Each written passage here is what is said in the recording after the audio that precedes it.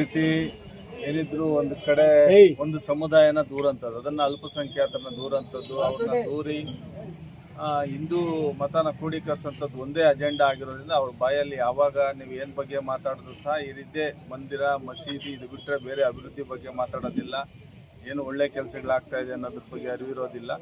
ಅವ್ರ ಉದ್ದೇಶ ಒಂದೇ ಇರ್ತದೆ, ಮುಸಲ್ಮಾನ ಬಂಧುಗಳನ್ನ ದೂರಂಥದ್ದು ಮತ್ತು ಎಲ್ಲೋ ಒಂದು ಕಡೆ ಅವ್ರ ಬೆಳೆ ಬೇಯಿಸ್ಕೊಳ್ಳೋದಕ್ಕೆ ಪ್ರಯತ್ನ ಮಾಡೋಂಥದ್ದು. ಆ ನಿಟ್ಟಿನಲ್ಲಿ ಅದೇ ದೃಷ್ಟಿಕೋನದಲ್ಲಿ ಅವ್ರು ಮಾತಾಡ್ತಾ ಇರೋಂಥದ್ದು. SIR ಏನು ಹಿಂದೆ ಮತ ಪರಿಷ್ಕರಣೆ ಆಗಿತ್ತು, ಅದನ್ನು ಸಾಕಷ್ಟು ಒಂದು ವ್ಯವಸ್ಥಿತವಾಗಿ ಅನುಷ್ಠಾನ ಆಗಬೇಕು ಅಂತೇಳಿ ಇವತ್ತಿನ ನಮ್ಮ ರಾಜ್ಯದ ಕಾಂಗ್ರೆಸ್ ಸರ್ಕಾರ ಸಾಕಷ್ಟು ಇವತ್ತಿನ ಮುಖ್ಯಮಂತ್ರಿಗಳು DK ಶಿವಕುಮಾರ್ ಅವರ ಆದಿಯಾಗಿ ಎಲ್ಲರೂ ಸಹ ಭಾಳಷ್ಟು ಜವಾಬ್ದಾರಿ ತಗೊಂಡು ಯಾರೊಬ್ಬರಿಗೂ ಸಹ ಮತ ಇಲ್ಲದಂತೆ ಆಗಬಾರ್ದು, ಪ್ರತಿಯೊಬ್ಬ ನಾಗರಿಕನು ಈ ರಾಜ್ಯದಲ್ಲಿ ಮತನ ಹೊಂದಬೇಕು, ಪರಿಷ್ಕರಣೆಯಲ್ಲಿ ಎಲ್ಲರೂ ಸಹ ಭಾಗವಹಿಸಬೇಕು, ಅದಕ್ಕೆ ಸ್ಪಂದಿಸಬೇಕು, ಅದನ್ನ ಎನ್ಯುಮರೇಷನ್ ಫಾರಮ್ಗೆ ಸಹಿ ಮಾಡಬೇಕು, ಕಾನೂನು ಚೌಕಟ್ಟಿನಲ್ಲಿ ಏನೆಲ್ಲ ದಾಖಲಾತಿಗಳು ಕೊಡಬೇಕು ಅವೆಲ್ಲ ಕೊಡೋಂಥದ್ದಾಗಬೇಕು. ಅದಕ್ಕೆ BLOಗಳಿಗೆ ಏನು ತಾಕೀತು ಮಾಡಬೇಕು ಅದು ಮಾಡ್ತಾ ಇದ್ದಾರೆ. ಪಾರ್ಟಿ BLAಗಳಿಗೆ ಅದಕ್ಕೆ ಗೈಡ್ಲೈನ್ಸ್ ಕೊಟ್ಟು ಅವರು ಬೂತ್ ಮಾಡೋದಕ್ಕೆ ಕೆಲಸ ಮಾಡೋದಕ್ಕೆ ತಾಕೀತು ಮಾಡಿರೋಂಥದ್ದು.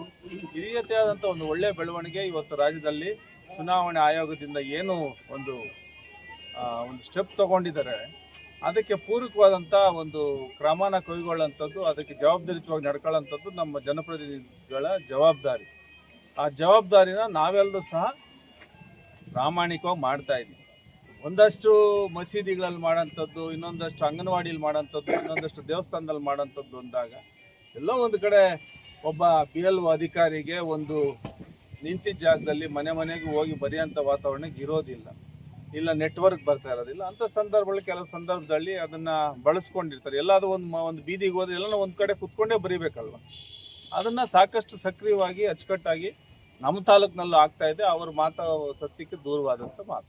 ಸರಿ, ಪಕ್ಷದಿಂದನೂ ಈಗಾಗಲೇ BLAಗಳಾಗಿ ಒಂದಷ್ಟು ಜನ ನೇಮಕ ಮಾಡಿರೋಂಥದ್ದಾಗಿದೆ. ಅದನ್ನು ಹೊರತುಪಡಿಸಿ ನಮ್ಮಗಳ ಮುಖಂಡರುಗಳು, ನಮ್ಮ ಅಭಿಮಾನಿಗಳೇನಿದ್ದಾರೆ, ಕಾಂಗ್ರೆಸ್ ಬಂಧುಗಳು, ಕಾಂಗ್ರೆಸ್ ಅಭಿಮಾನಿಗಳು ಬೂತ್ ಮಟ್ಟದಲ್ಲಿ ಎಲ್ಲ ಮುಖಂಡರು ಜವಾಬ್ದಾರಿ ತಗೊಂಡು ಅಲ್ಲಿನ ಅಂಗನವಾಡಿ BLO ಅಧಿಕಾರಿಗಳೇನಿರ್ತಾರೆ ಅವ್ರ ಜೊತೆಗೂಡಿ ಮನೆ ಮನೆಗೂ ತೆರಳಂಥದ್ದು, ಎನ್ಯುಮರೇಷನ್ ಫಾರಮ್ನ ಹಂಚೋಂಥದ್ದು, ಮತ್ತು ಅದನ್ನು ಫಿಲಪ್ ಮಾಡೋಂಥ ನಿಟ್ಟಿನಲ್ಲಿ ಅವ್ರಿಗೆ ಸಹಕಾರ ಕೊಡೋಂಥದ್ದು, ಮಾಹಿತಿ ಗೊತ್ತಿಲ್ಲದಿದ್ದನ್ನು ಮಾಹಿತಿ ಹೇಳೋಂಥದ್ದು, ಮತ್ತು ಅವರು ಟ್ರ್ಯಾಕ್ ಆಗಿರೋಂಥವ್ರು ಊರಲ್ಲಿ ಇಲ್ಲದೆ ಇದ್ದರೆ ಅವ್ರನ್ನ ಫೋನ್ ಮಾಡಿ ಕರ್ಸೋಂಥದ್ದು, ಇವೆಲ್ಲನೂ ಸಹ ಸಕ್ರಿಯವಾಗಿ ಆಗ್ತಾ ಇರೋಂಥದ್ದು ನಾವು ನೋಡ್ತಾ ಇದ್ದೀವಿ. ಕನಿಷ್ಠ ಅಂದರೆ 50ರಿಂದ 80 ಫಾರಮ್ಸ್ ದಿನನಿತ್ಯ ಅಪ್ಲೋಡ್ ಆಗ್ತಾ ಇದೆ. ಇವೆಲ್ಲನೂ ಸಹ ಪ್ರಾಕ್ಟಿಕಲ್ ಆಗಿ ಕೆಲಸ ಮಾಡ್ತಾ ಇರೋದ್ರಿಂದ ನಮಗೆ ಸಂಪೂರ್ಣವಾಗಿ ಈ SIR ಪ್ರಕ್ರಿಯೆ ಸರಿಯಾದ ದಾರಿಯಲ್ಲಿ ನಡೀತಾ ಇದೆ ಅಂತ ನಮಗಂತೂ ಕಾನ್ಫಿಡೆನ್ಸ್ ಇದೆ. ಆ ನಿಟ್ಟಿನಲ್ಲಿ ನಮ್ಮಗಳ ಮುಖಂಡರುಗಳು ಸಹ ಸಾಕಷ್ಟು ಜವಾಬ್ದಾರಿ ತಗೊಂಡು ಕೆಲಸ ಮಾಡ್ತಾ ಇರೋದು. ಈ 12ನೇ ತಾರೀಕು ನಮ್ಮ ತೋಟದ ಮನೆಯಲ್ಲೂ ಸಹ ತಾಲೂಕಿನಾದ್ಯಂತ ಎಲ್ಲ ಮುಖಂಡರುಗಳನ್ನು ಸಹ ಕಾರ್ಯಕರ್ತರನ್ನ, ಸಾರ್ವಜನಿಕರನ್ನ ಎಲ್ಲರೂ ಸೇರಿ ಒಂದು ದೊಡ್ಡ ಮಟ್ಟದ ಬೃಹತ್ ಸಭೆ SIR ಬಗ್ಗೆ ಒಂದು ಜಾಗೃತಿ ಮೂಡಿಸೋದು. ಯಾಕಂದರೆ ಮತದಾನದಿಂದ ನಾವು ಹಿಂದೆ ಉಳ್ಕೊಂಡ್ರೆ ನಮ್ಗೆ ಏನೆಲ್ಲ ಹಕ್ಕುಗಳು ಬರೋಂಥದ್ದು, ಗ್ಯಾರಂಟಿ ಕಾರ್ಯಕ್ರಮಗಳಿರೋಂಥದ್ದು ಇವೆಲ್ಲನೂ ಸಹ ವಂಚಿತ ಆಗಂಥದ್ದು ಸಹ ಇರ್ತದೆ.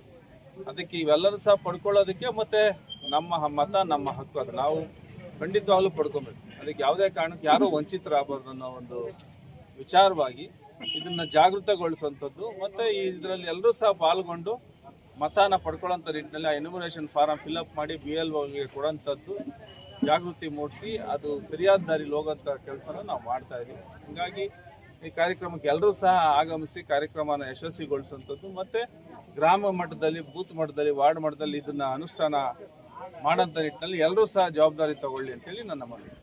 ಕಾಂಗ್ರೆಸ್ಗೆ ಹೋಗಿ 2 ವರ್ಷ ಆಗಿದೆ. MP ಚುನಾವಣೆಯಲ್ಲಿ ನಮ್ಮನ್ನು ಕಾಂಗ್ರೆಸ್ ಕರ್ಕೊಂಡು ಹೋಗಿದ್ದಾರೆ. ಡಾಕ್ಟರ್ MC ಸುಧಾಕರ್ ಅವತ್ತಿನ ದಿನ ಗಣತವ್ಯದ ಸಚಿವರಿದ್ದರು. ಅವರು ಬಂದು ನಮ್ಮನ್ನು ನೀವು ಪಕ್ಷದ ಜೊತೆ ಇರಬೇಕು, ಕೆಲಸ ಮಾಡಬೇಕು, ನಿಮ್ಗೆ ಒಳ್ಳೆ ಭವಿಷ್ಯ ಇದೆ ಅಂತ ಹೇಳಿದ್ದಾರೆ.